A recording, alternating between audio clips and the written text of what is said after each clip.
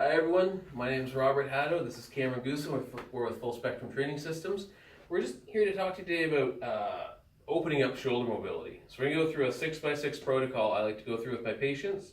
We're going to keep it isolated to the shoulder complex. We're going to avoid movement through the rest of the body, although we can include that later if we want a bit more fancy, physically challenging, or more of a workout base for this exercise. So we're going to start with just some simple reaches. I want to keep pretty narrow through the shoulder. I really want to limit the shoulder movement on the shoulder, the movement on the shoulder complex. And so I'm going to have Cam reach as far forward as he can without rolling the back, and then come back, elbow in, and reach back as far as he can without rolling through the shoulder. And we're going to do this 6 times. Not going to do all 6 right now, but normally 6x6.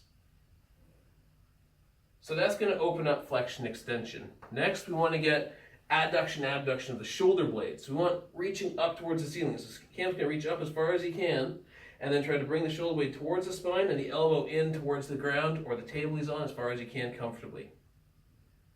Now again, the goal of this is exploration of movement. It's not to try to force end range growth. It's to find out what is comfortable for you. From here, we're going to have just snow angels. So we keep the palm facing in front of us, up as far as you can, and you'll notice there's a little hitch where he has to rotate his shoulder, and that's normal. That's not uncommon, and that's going to be an anatomical limit for you. You don't try to exceed that. You don't try to force that. You can actually hurt yourself. This is just to understand where that is, and the next one challenges it more.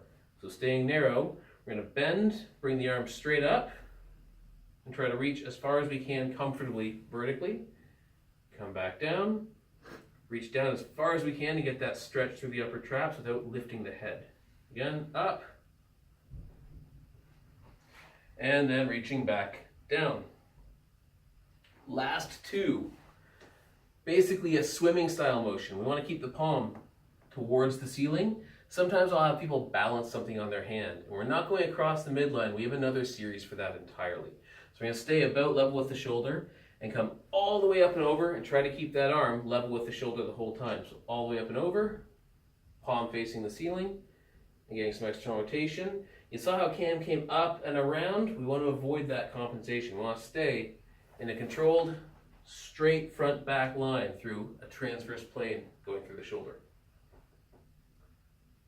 And then finally, we're going to put it all together.